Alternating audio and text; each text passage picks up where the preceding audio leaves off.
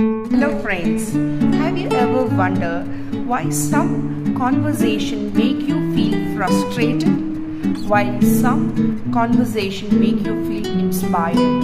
The answer lies, I still remember a time when a small miscommunication make a huge misunderstanding.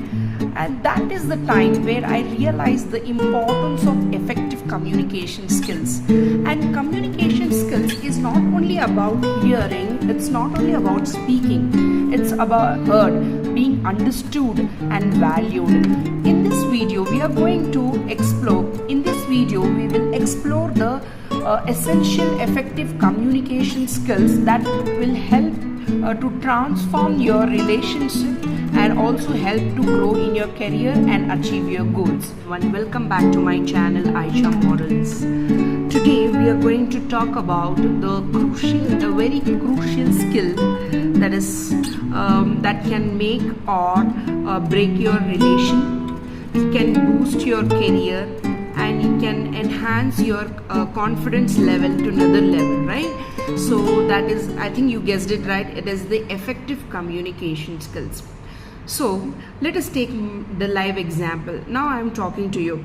If my message is not clear to you, if it's not reaching to you, it is not connecting with the person who's listening, it is not called as the effective. Okay, so there are skills which I need to maintain whenever I communicate with you all. So in this video you're going to study about the communication skills, the 5 effective communication skills. As humans we communicate every day, but how far do we connect with it, and are we truly are we truly hearing, or we are able to understand others? Is it not right or wrong? So when I am speaking to you, if I am able to effectively connect with you, that means I have the ability to connect with you people efficiently or effectively. So for this I need to maintain few steps to be followed whenever I communicate with any person. So the first one is active listening, the key to a deeper connection. That means whenever you're talking or somebody is talking to you, the first thing is to actively listen. Active listening is to when you fully focused on the speaker and try to understand the words and the intention and the emotion the speaker with the speaker, right? And it is just not by just actively listening, it is also responding thoughtfully. So you have to respond according to that, according to the speaker. When you do such things, you developed a trust or the rapport between the two people who are communicating, right? Then it also help you to resolve the conflict or the misunderstanding. So when the message is very clear, the chances of misunderstanding is almost eliminated, right? So you don't have any gap or any reason for misunderstanding, because the message was conveyed very, very clearly with the context, isn't it? So then another benefit is you can enhance your emotion. I mean, the way of expressing your thoughts will automatically or directly reach to the person. So these benefits can be achieved when you are actively listening. Now, the tips which you can use whenever you are trying to actively listen: always have an eye contact, okay, and give your full attention, completely focus. Do not get interrupted. You should not interrupt in between. If somebody is trying to speak in between, or somebody is trying to talk to you, you should not immediately stop them. Take a time and pause. With the pause and with the request, you can tell them this is what your opinion is, and then you should always summarize at the end what exactly you have done. This can be used during your presentation if you are trying to explain any product to anyone. In that condition, you can summarize about the product or about topic to the listener, and then always have a open thoughts for the questions or the feedback. It's very important for you to ask the question, or if somebody is trying to ask the question, have a positive impact on them. If you follow these tips with your friends or family members or anybody to whom you are surrounded or to whomever you are talking, this will definitely help you. The first one is the active listening. The second one is clear messaging. That means clear message means it can be through text message, or it can be through conveying mails or through mails or any social media or anything it might be. So how to do that? So these clear messaging will help you to avoid the misunderstanding, and also it can save your time. You can just directly talk to the point, right? Then talking unnecessary things which are really important for your personal life as well as professional. It helps in your professional development and also enhance your personality, the kind of person you are. Now with these clear messaging, you'll get benefited by defining your your audience, your purpose.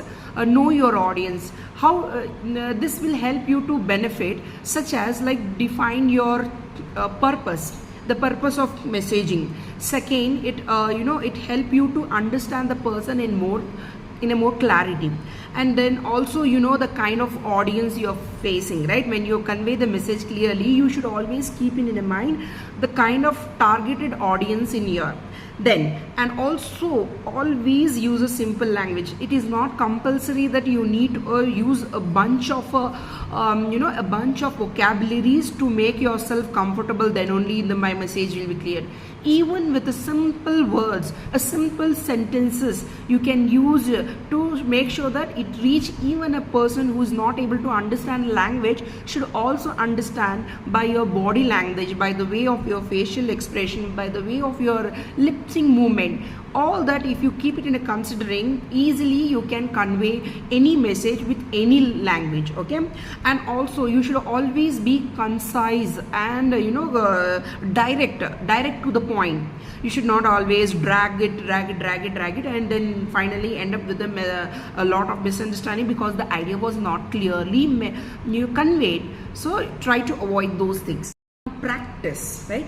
By daily conversation, by sending mails and receiving the mails. When you receive the mails also, you have to go through with each and every context, so that where you can find the area of improvement.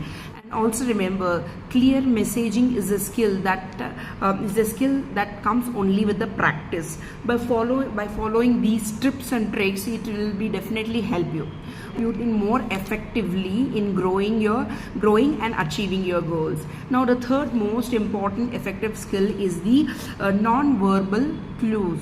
Now non-verbal means the body language, the way you sit, the way when you interact with anybody, your hands and your legs movement, your body posture will definitely defined. So it is the art, the secret language of non-verbal clue is the body language. Okay, that speaks a lot. Yes, the power of non-verbal clues is what your body language actually talks about you, what body language says about you, isn't it? So whenever your body language, use the facial expression, the tone of your voice, it should not be harsh, it should not be low. The minimum maintained level of the voice should also be maintained, and convey the message more clearly, right? So you don't need to start blabbering or in between using such words like you see in the initially it happens, but for that you need to have a lot of practice, and these practice will make you to break any relationship or even interviews, and also business also can be improved. So what are the positiveness if we improve our non-verbal clues? The first one is the smiling. Always smile with a positive smile,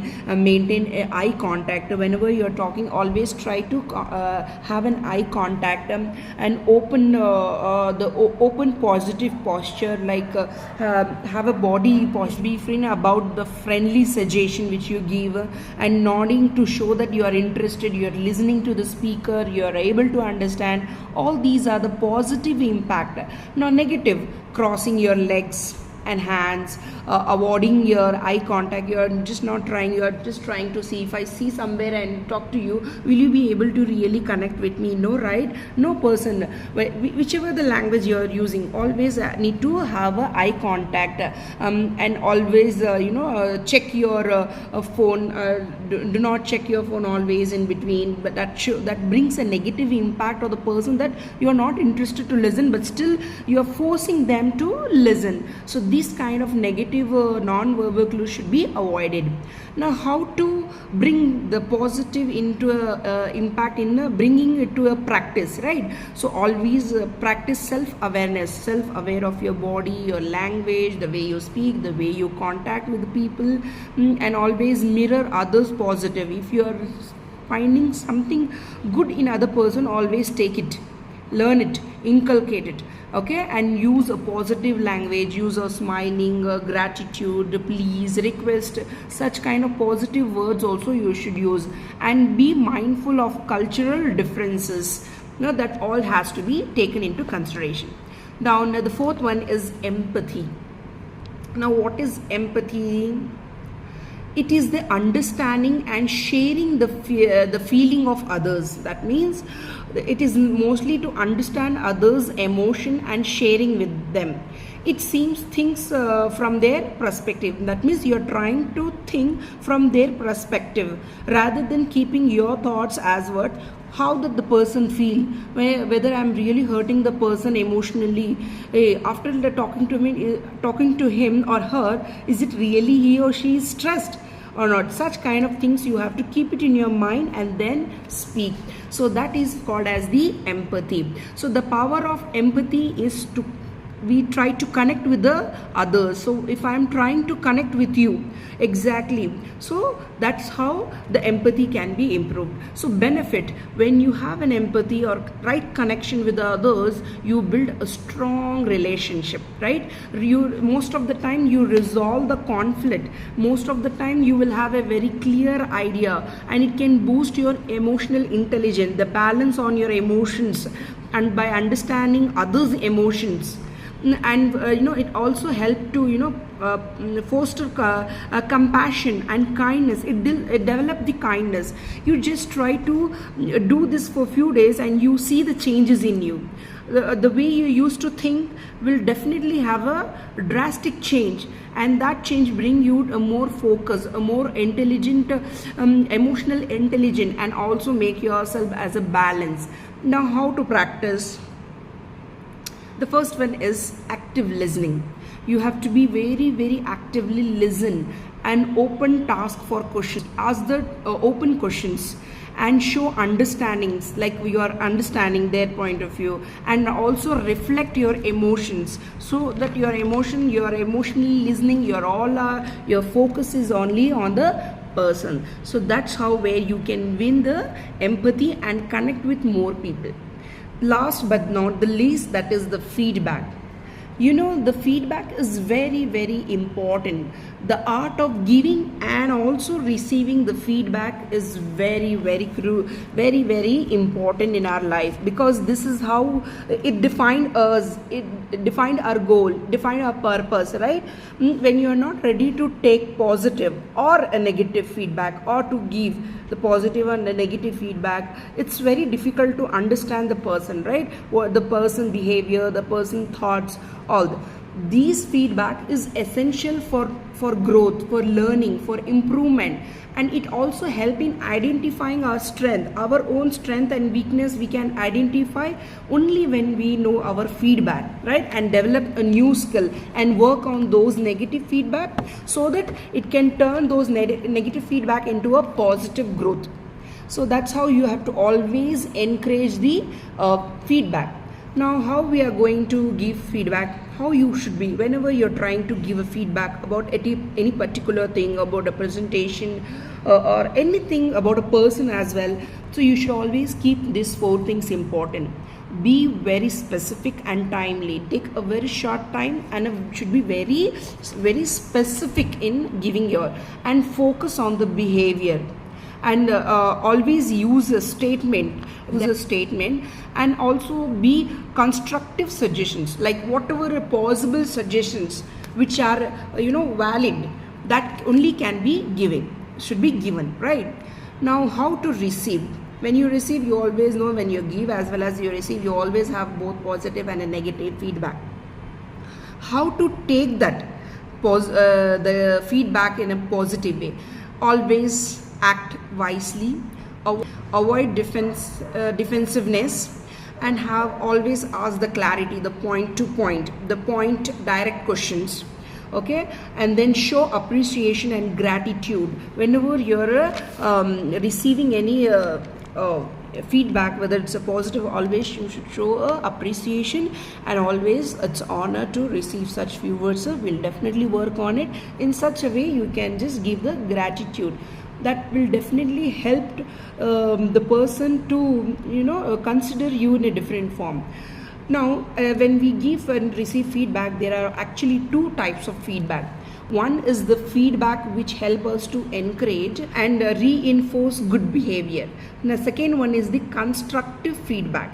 This help us to identify areas of improvement. If I am wrong in something which I have to really work on it, and I have to improve on it. So that is the constructive feedback. So feedback, it's a gift. By giving and receiving effectively, we can grow, we can learn, and we can achieve our goals. So if you really like my content, just thank you for watching. If you really feel it is helpful, give it a thumbs up, and subscribe to my channel for such content and for such inspiring. So I just wanted to thank each and everyone who are supporting me and who are watching this, and who is helping me to grow myself. And I make sure that whatever the content I bring it to you, it is more effective, and it should be always motivating. One way the other way, we are always waiting for someone to motivate us, right? So let us join this journey together and grow ourselves.